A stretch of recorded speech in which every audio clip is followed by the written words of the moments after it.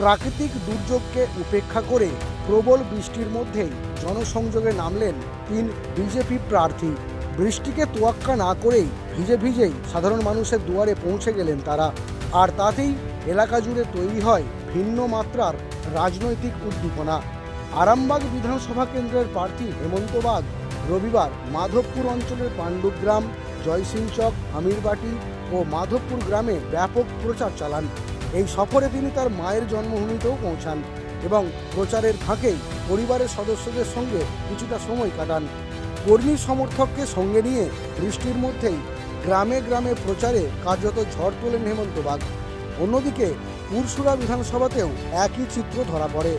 2026 সালের বিধানসভা নির্বাচনকে সামনে রেখে বিজেপিকে বিপুল ভোটে জয়যুক্ত করার আহ্বানে সুলতানপুর উত্তরপাড়া, পানপির গ্রাম, শাহাপুর গ্রাম ও সুলতানপুর দক্ষিণ পাড়ায় জোরদার জনসংযোগ করেন প্রার্থী বিমান ঘোষ।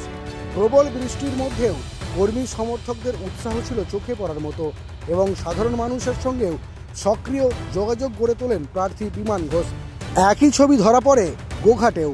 রবিবার বৃষ্টিকে উপেক্ষা করে বালি গ্রাম পঞ্চায়েত এলাকায় প্রচার করেন প্রার্থী প্রশান্ত দিগার।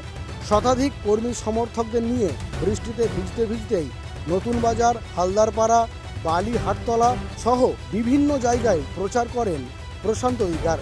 মানুষের দুয়ারে দুয়ারে পৌঁছে তাদের অভাব অভিযোগের কথা শোনেন এবং তাদের সাথে থাকার আশ্বাস দেন। প্রবল বৃষ্টি ও প্রতিকূল আবহাওয়াকে উপেক্ষা করে এই জনসংযোগ কর্মসূচি স্পষ্ট করে দেয় নির্বাচনের আগে মাঠে নেমে মানুষের পাশে থাকার বার্তা দিতে বদ্ধপরিকর 3 প্রার্থী।